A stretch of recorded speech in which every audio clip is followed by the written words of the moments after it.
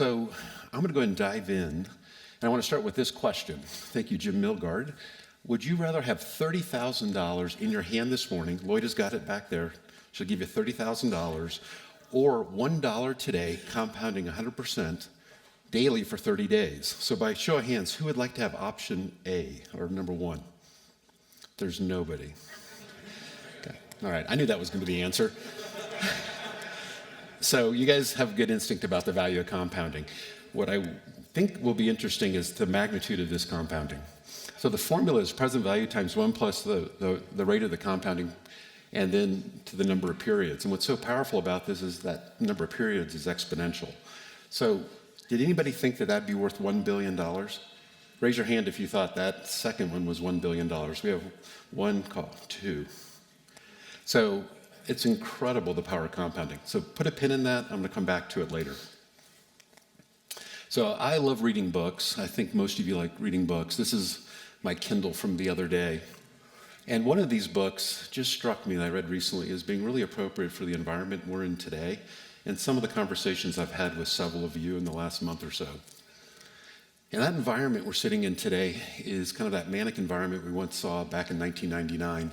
We've got the FANG stocks now valued, as you guys know, at $500, $600, $700 billion. Most of these stocks did not have any or little value even back in 2000. Venture capital funding is at all-time record highs. I think we're now beating what it looked like, again, back in 99 and 2000. Lots of activity by the private equity firms, most of that selling to other private equity firms or selling to strategics. And so it's a time that can feel unsettling for people who run evergreen companies. It's also a time where you can feel vulnerable, like, what is going on out there? I'm just not even playing that game. The other dynamic that happens, and this has been going on for some time, is Bo Burlingham, who is with us, wrote a wonderful article about Tugboat Institute, the Evergreen movement, and what we're doing to support each other.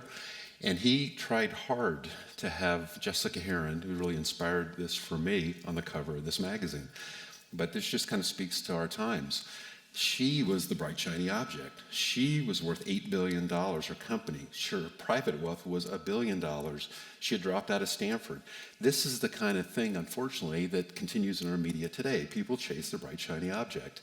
Well, 3 weeks after this was published, if you remember, Wall Street Journal cracked this. Just barely cracked it. And then as of last month, it looks like she's going to be accused of fraud and going to jail. And our poor movement just tucked up in the right-hand corner.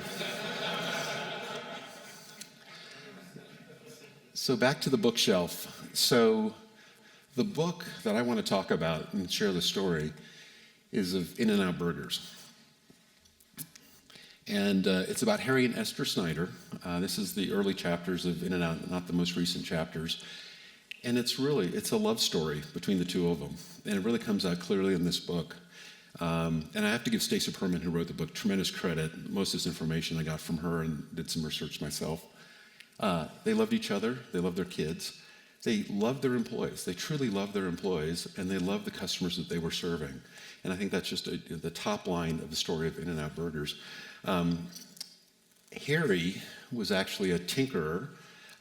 He was a pretty poor student. He was a second-generation Dutch immigrant, didn't do very well in school, liked to play with electronics, liked to play with cars. People said he was tough and very disciplined, but also kind and very generous. Esther was a shy school teacher, and she was very smart. She was book smart, and she was very strong at math.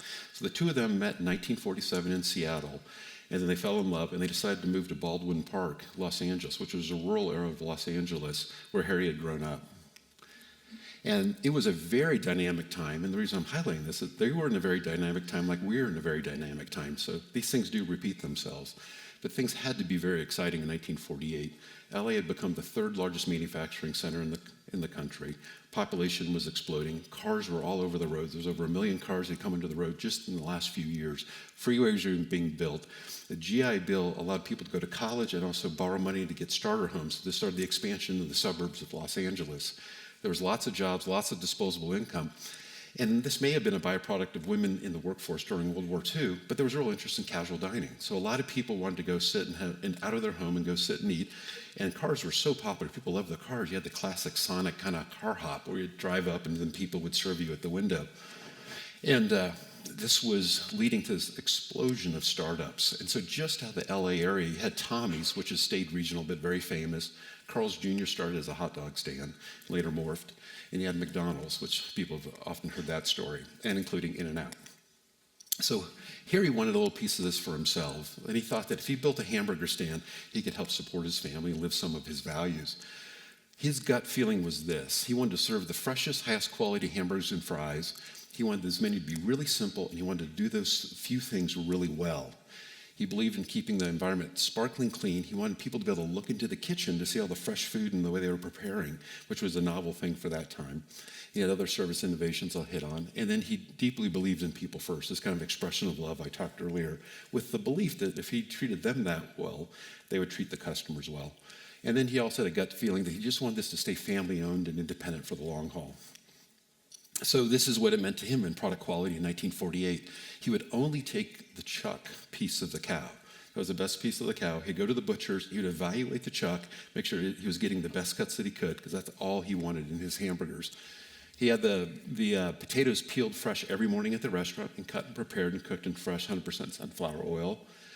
On the lettuce, he threw away the outside lettuce and the inside lettuce, only took the middle leaves because he wanted people to have the best pieces of lettuce. Same thing on the tomatoes. He only took the center cut, 4 or 5 slices, threw away the ends. He didn't want that for his customers, and he cooked his bread freshly every day. And then he was the inventor of the drive-through lane. And the reason why I call it In-N-Out was the idea that you drove in and you drove out. You didn't park, nobody brought food to you, and it actually confused customers at first. And you can almost see this. This will come up. I can't bring it up. But right here, you can see the little drive-through lane, and you just drive back out. And what's down in the left-hand corner is a two-way speaker box. I told you he tinkered with electronics. He invented that idea. So you could place the order at the beginning of the driveway, and so that'd start preparing it as you're driving up. He did not patent it, but if he had, that would have been a quite valuable patent, and everybody copied it, of course. And then on people, really importantly, minimum wage in Los Angeles at the time was 65 cents. He paid him $1 an hour. He also gave him a free hamburger, and most of his employees were young kids, and they loved getting the free hamburger.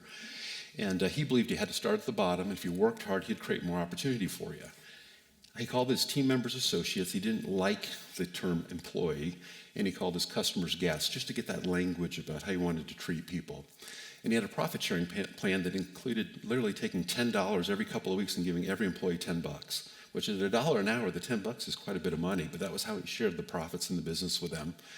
And then he would help them get loans for houses and cars. And if the banks wouldn't support him, he and Esther would actually lend the money to them. They felt that was important. And then he loved to spend time with them. So their house was across the street from the first location. So they had barbecues and Christmas parties and gatherings, and he just liked to celebrate with this team. So they went to perfect this, and they worked very hard. And so in the beginning, 14 to 15 hours a day, as I indicate, Esther kind of did the books and some of the back-end operations. They reinvested every dollar back into the business. And what they found pretty soon is that they had a bottleneck of people who were loyal, hardworking associates that had no room for growth when there was a single hamburger stand. So they made a decision to grow, primarily to give opportunity for their associates. So the first store was in 48. The second, they opened 3 years later in Covina.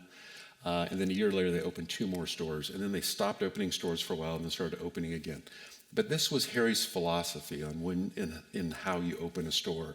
You had to have an associate that was ready to run it. You didn't want to open it unless there was somebody identified to do that. It had to be an affordable location because he actually would purchase the land and build the building on top of it. And it had to have high traffic and high visibility, which because of the introduction of the freeway systems, there was more opportunities like this. And then it had to be off his own balance sheet. So if he didn't have the cash, he wouldn't do it. And then so the process was he'd build one, start generating cash, saving money, and he'd wait until the other conditions afforded themselves, then he'd buy the location. So a very deliberate way of building his business. At the same time, some of these startups we talked about adopted their own version of Get Big Fast, the version we see coming out of Silicon Valley today. And the belief was this is a huge opportunity, and what we need to do is blanket the country as fast as we can and secure this before anybody else does it. So the way they did this, and this is done by all of the firms at the bottom, they focused on high volumes, speed, and low cost, low food cost, and low employee cost. This was very important to them to be able to finance their growth. Then on top of that, they use a franchise model to leverage other people's money to even be able to afford more growth. And then lastly, they raised significant outside equity and debt to fund rapid expansion. And by doing that, they committed to either sell their businesses at some point in the future or go public. And so that was the path that all of these others took. And so Kentucky Fried Chicken, this is 1965 to 1971. Kentucky Fried Chicken IPOs in 1969 and 65 at 1,000 locations, goes to 4,000. It's the big dog of the franchise world. Burger King, instead of going public, sold itself to Pillsbury. There's a lot of corporate interest in buying these kind of hot new startups. They went from 100 to 800. McDonald's IPO'd the first in 1965, 738 locations to 2,500. And in this period, 245 franchise companies were formed, launching more than 32,000 fast food outlets, serving over $10 billion worth of food. And there's Harry and Esther, 5 locations. And I couldn't even get this number exactly. I couldn't find the number.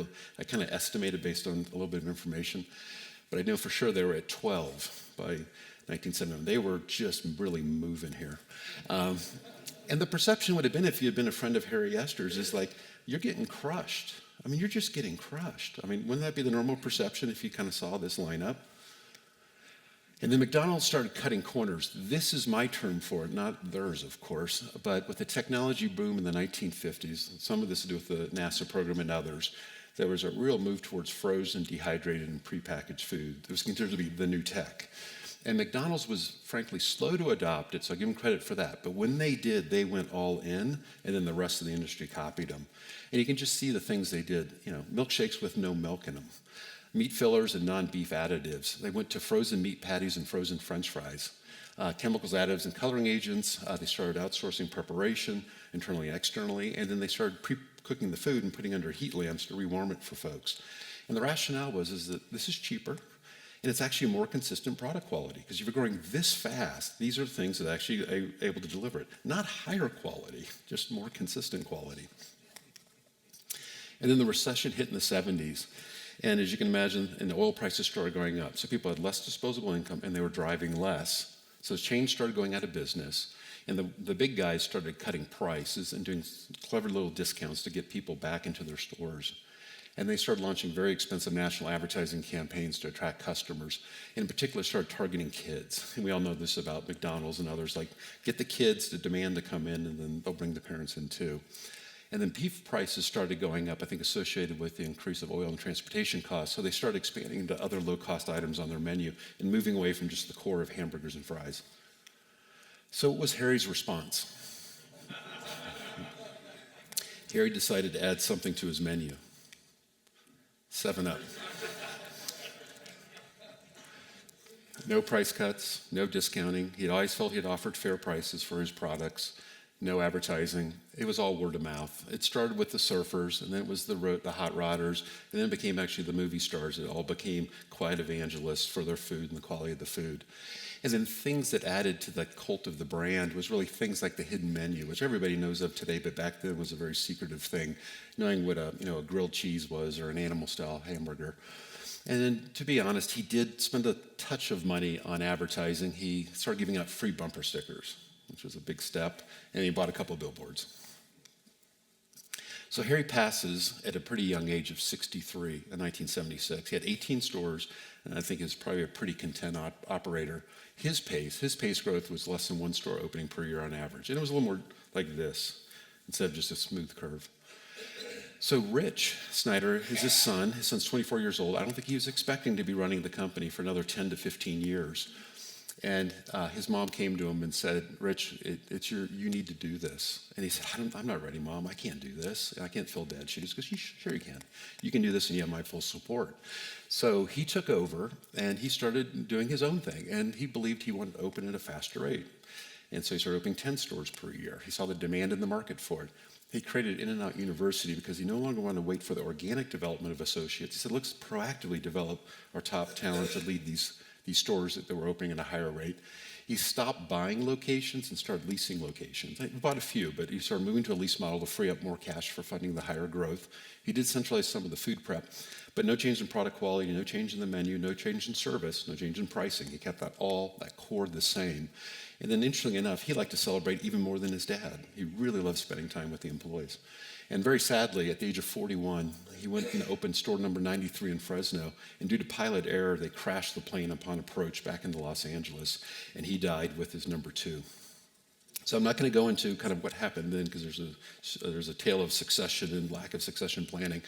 But they did survive that, and they got through it, and they really have held to Harry's core values.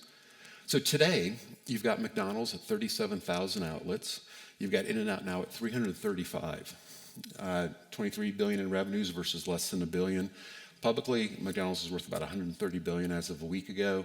In-N-Out, nobody really knows. I'm estimating 2 billion. They've been public since 1965, and the family has no relationship with the business at all. In fact, when Ray Kroc died, his wife basically gave all their money to the philanthropy, so really no ownership or involvement in the business. And In-N-Out's still privately held. Lindsay, the granddaughter of Esther and Harry, owns 100% of the business and operating the business to Harry's values. Growth rate flattened down for McDonald's, and they continue growing. I think it's higher than 10 stores per year, but again, I can't find this information. It's really hard to get this information. So if you look back in the 60s, you probably would have thought, poor Harry and Esther, they're failing. They're just not growing. Not much is happening here. Cute little nice food, nice culture.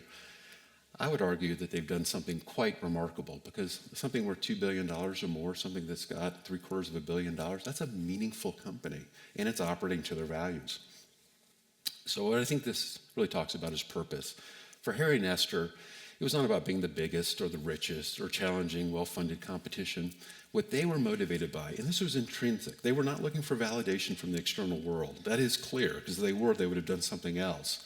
But they really valued this idea of high-quality, freshest products at fair prices, the way they wanted to have a relationship with their employees, and growing at a pace that created opportunity for the associates, but didn't affect the culture or the financial strength of the business.